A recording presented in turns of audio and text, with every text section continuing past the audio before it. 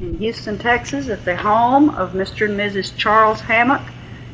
And Mr. Hammack is going to give me an interview. And at this particular time, Mr. Hammack, would you please state your full name, where you were born, and when you were born? Charles Joseph Hammack, born in Alamogordo, New Mexico, June 2nd, 1923. Who were your parents, Mr. Hammack? My parents were Charles Ross Hammack and Marguerite Ruperta Cabot Hammack. Mm-hmm. What did your father do for a living in New Mexico? My father was a rancher farmer in New Mexico. Did your mother teach school, or did she have an occupation? She took care of children. I see. At that time. She had been a teacher before she married.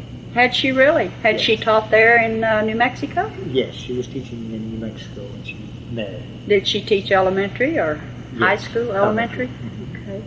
Who were your grandparents on both sides? My grandparents on my father's side was James William Hammack and his wife, got her name, Thomas was her surname before she was married. I see. And the Cabots? Cabot, Georgetown Cabot was my grandmother, and Moses Cabot was my grandfather. I see. Okay, do you have brothers and sisters? I have two sisters. And their names? Marjorie Virginia Hammack Owens is my older sister. My younger sister is Biddy Ruth Hammack Simpson, deceased. I see. When did you move to Texas, and why? We moved to Texas when I was 2.5 years of age. Well, I'm sorry. That's not quite right. We went to New Mexico when I was about 2.5 years of age from Texas. And then when I was about 8 years of age, we moved from New Mexico back to Texas. And why? My father had purchased the farm in New Mexico on the Rio Grande River, and he was farming there, and his was having some health problems because of the climate, and he wanted to move back to the drier climate west of El Paso. I see. And so that's where you lived, west of El Paso? West of El Paso. Was there a name to the community? It was a salt flat community. Salt Flat. I see. Okay. And what did he do there? He did some farming and ranching and some construction work on the highway. I understand your father passed away when you were young. Is that a Yes, that's correct. I was 10 years of age when he passed away. Is that why you moved back to Dripping Springs? That's correct, yes. Okay. When after his death, the family moved back to grandmother's place in Dripping Springs. I see. Would that be what we now know as the Pound House farmstead? That is correct. Okay. That's correct. What did you do to entertain yourself there in Dripping Springs at the Pound House? There were always many chores that needed to be done, and then some very good work that needed to be done as well. But Mother played the piano, and she was very adept at playing the piano, and grandmother enjoyed teaching us songs that we could sing, and we enjoyed that sort of activity. We did, a friend of mine that lived up on the place above us, and I would frequently go fishing or just to go out looking around in the pasture and sightseeing as pastime. and we didn't have other activities we would need to be involved in. Where did you find to go fishing? Over on Barton Springs. Oh, Barton Creek. Barton Creek. Wow, okay. Well, did your sisters do chores too? Yes.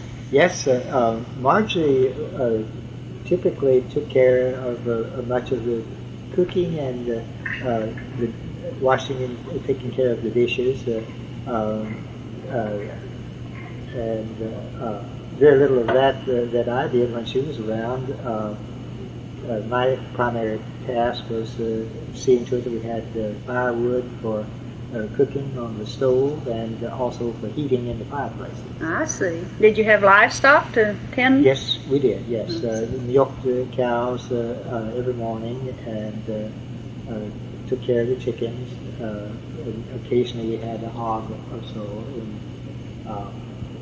there were always some chores of that nature to do. You were kept busy? Yes. Yeah, okay.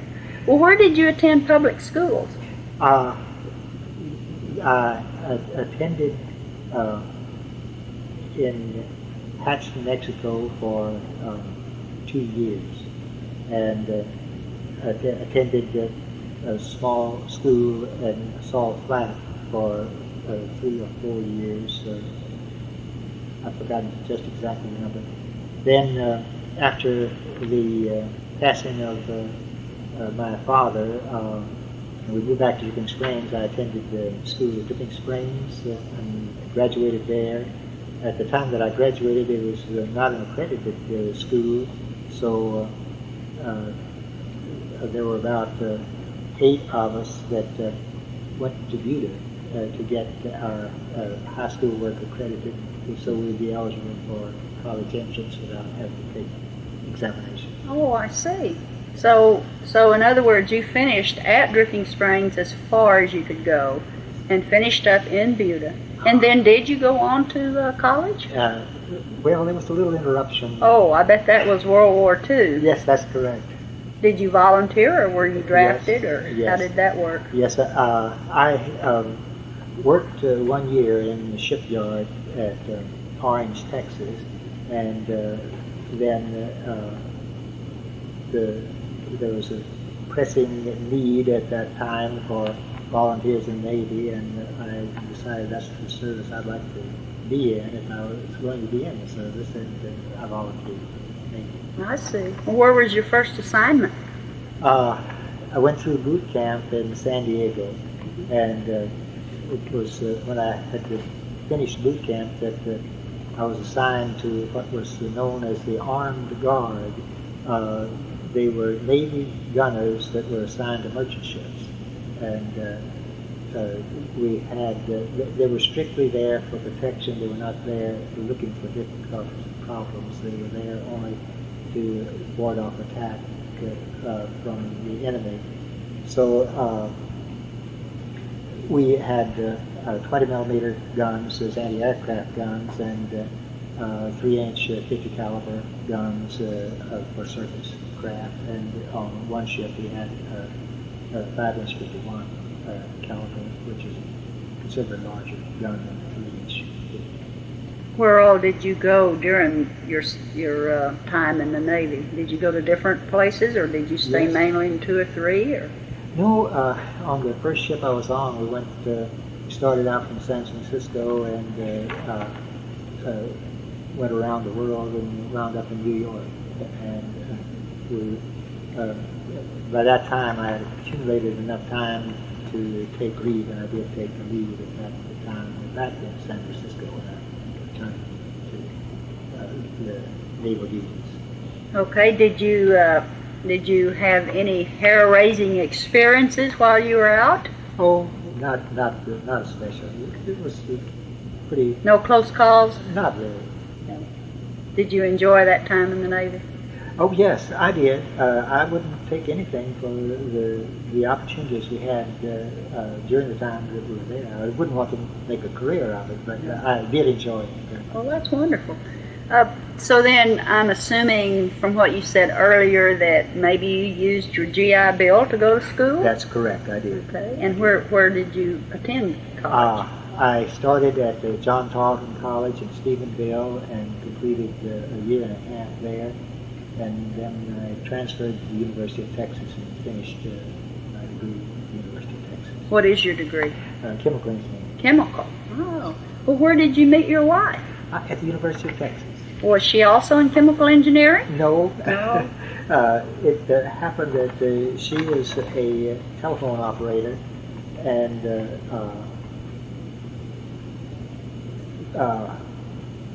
my younger sister, Nita Ruth, was also a telephone operator. And they got acquainted with each other, and all three of us were attending the university for a short period of time. My wife and I finished. Nita Ruth did not. I see.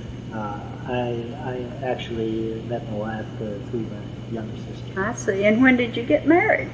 In 1950. 1950. 1949, yes, September the 4th. Do you have any children? Yes, we have 3 children. We have 2 sons and 1 daughter. Older son, Charles Randall. The middle child is the daughter, Cynthia Lorraine, and the youngest is Kelly Joseph. Or would you happen to have any grandchildren yet? Yes, we have 9. You have 9. Are they spoiled? Oh, yes. Oh, well, good. That means they're well loved. Well, getting back to moving to the Pound place, do you have any idea when the Pound family actually came to Texas? Yes. My knowledge is what my grandmother has told me, and it was they located at the present site in the fall of 1853. Okay. Grandfather, great-grandfather Pound and his bride actually left Mississippi and came to Texas and intended to locate near the present town of Henley. But after they had investigated for a while, Dr. Pound decided that the ideal location would be the present site of the home. So they moved there in 1853. I see. Well, did he mean to come to Texas? Was that a plan, and why? What caused him to come is really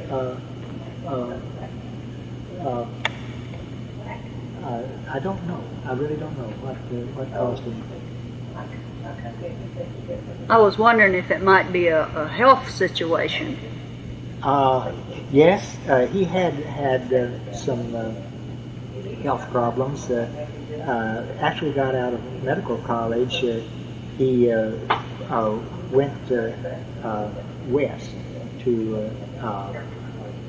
he had tuberculosis, and it was recommended that he travel west to overcome the tuberculosis if possible. And so he did spend approximately a year traveling in the western part of the United States. Now, is that part of the story we heard at the Pound House Fall Fest where he went toward Montana and the wolves chased him? Yes, that's well, correct. Could you repeat that? I would love to hear it. Well, he was traveling the trail west that had been established, and he had gotten up one morning, and it was a very severe winter. It was long, I think as I recall, it was long in January, and there was very little food available, and he was riding his horse, and he had what provisions and medical provisions that he had in his saddlebags, and he had his gun.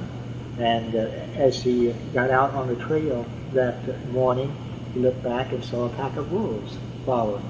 And they were gaining on him and his horse. And his horse was walking through the snow, and the snow was balling up on his feet and causing him sometimes to stumble. And he noticed that there was something that was going to have to be done to slow down the wolf pack, or he and the horse were going to be a meal for the hungry wolves. So he took his rifle and turned in the saddle and shot the lead wolf, and the pack stopped long enough to eat that fallen wolf, and then they started following again. And he repeated that process all during the day. As the wolf pack got closer, he would shoot the leader, and then stop long enough to devour him, and then that gave him a chance to get on ahead of ways. And he got to Black's Fork, and he knew that Jim Bridger's camp was on down a ways on Black's Fork, and Jim Bridger was a mountain man, a trapper, an explorer, a very colorful character in the early days of the West. And I'm not sure whether Dr. Pound actually had met him before that time, but he knew where he was located. And so he was very pleased when he saw it's referred to in history books as Bridger's Fort, but it was really just an outpost. And it was a place where many of the Indians had their tents set up. And Dr. Pound went into the encampment and asked where Jim Bridger was, and some of them understood enough to tell him where his teepee was. And Jim Bridger was married to an Indian lady, and he went to the tent and he called. There was no answer, and so he raised the flap up, and there was an Indian lady sitting over on the other side of the fire, and so she pointed to him to sit down.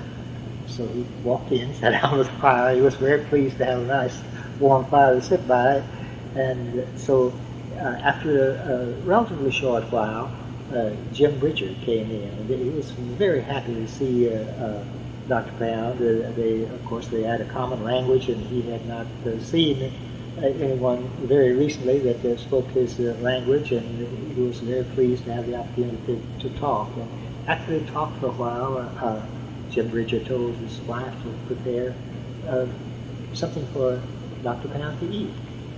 And she prepared a small cake and a glass of water. And he thought it was very good. It certainly tasted good after a long day on the trail. And he said he found out later that was half of the ration that they had. So and they had shared it with him.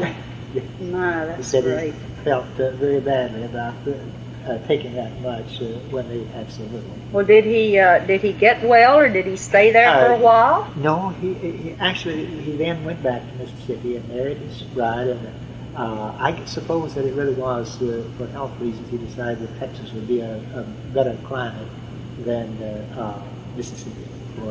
And he was also the frontier adventurous type, so I got called to him, and they came to Texas.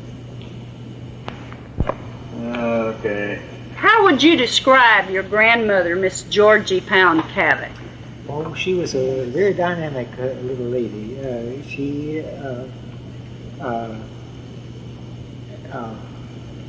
was a very intelligent lady, and she was a school teacher, and a very good school teacher. I never went in a formal class to her teaching, but I learned a great deal from her during the time that we were growing up. And Was she patient? most of the time, but if the attention span was beginning to dissipate, then she could be rather stern about paying attention to what she was teaching. So we knew not to stray too far away when she was teaching. We kept our minds pretty well focused on what she was saying. Well, that's wonderful. No wonder y'all, all three of you, are so sharp. How about her evenings of storytelling? I'm sure it probably happened in the evening because, as I remember, the family was always very busy. But did she did she tell various stories about her mother and father? Yes, she did. She would more about her father than she did her mother. I'm sure that she and her father were extremely close, and she was with him a great deal of the time, so she knew a whole lot more about his background than her mother. But she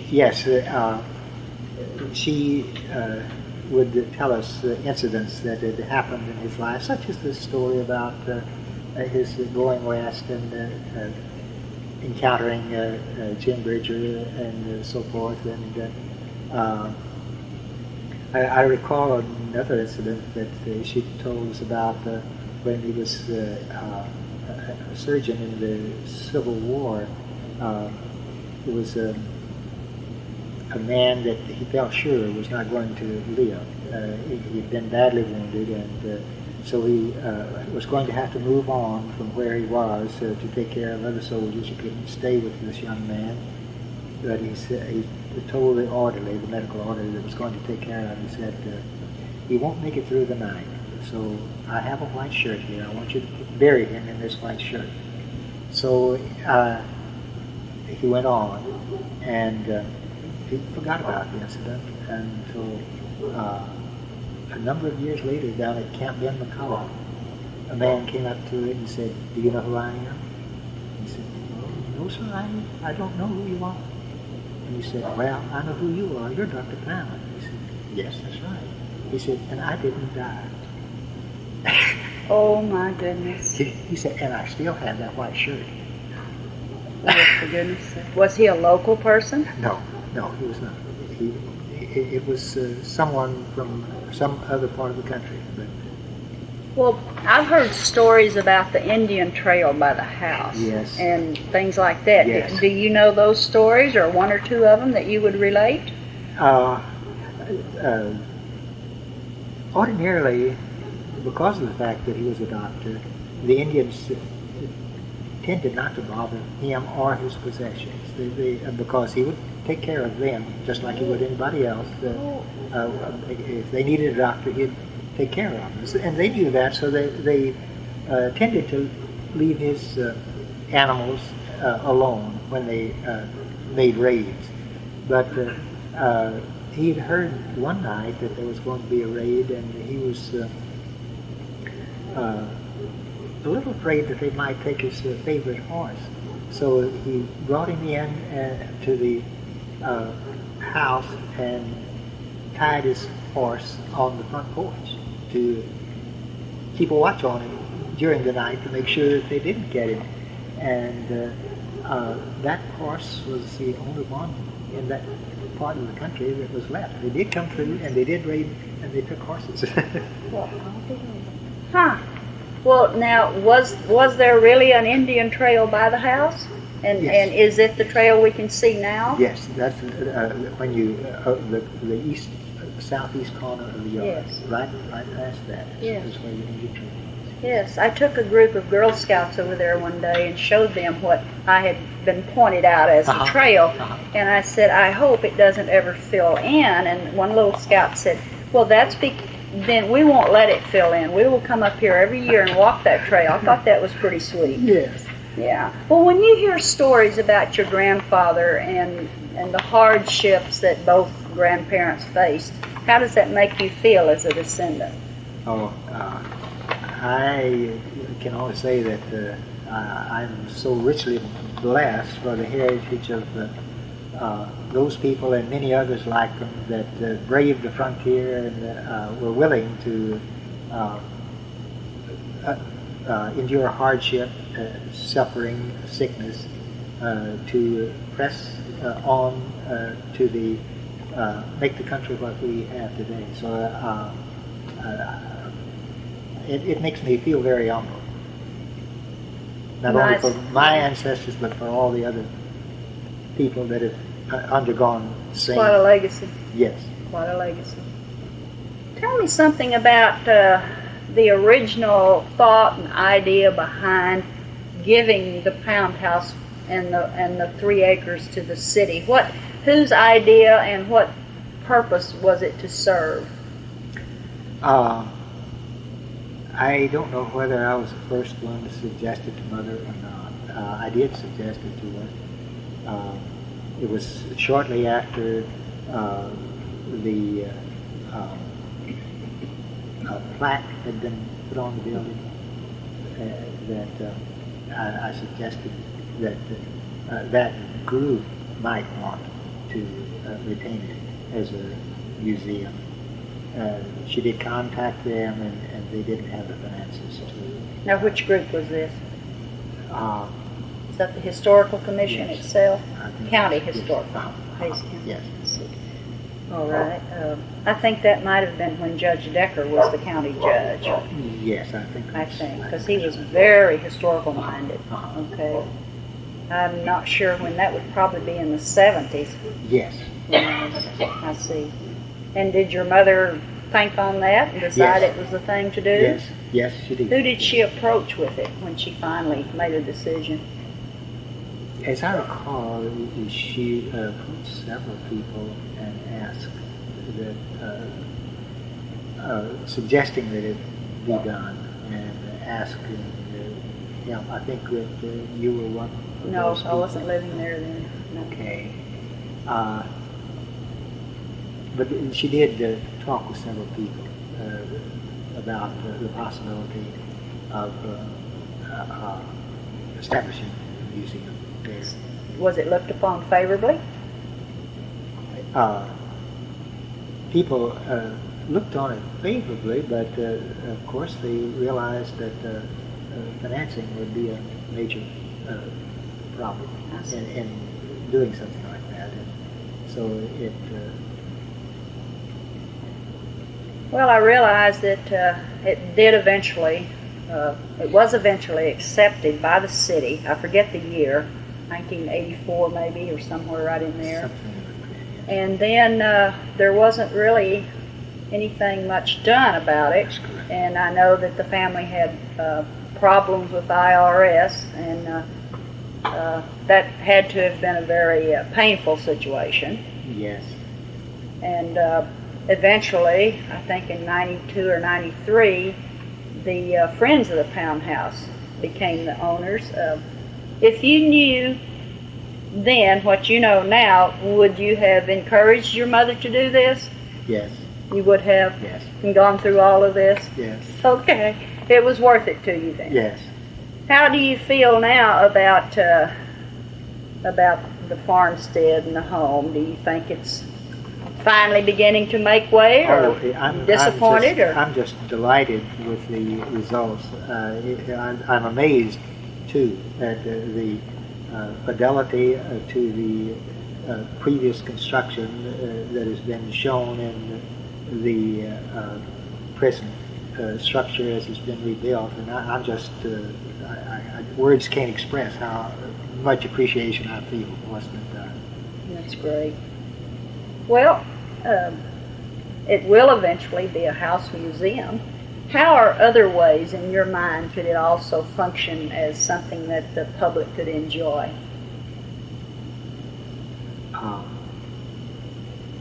That's a good point. I hadn't given that any thought particularly, but I firmly believe that these things should be used. They're not there just for...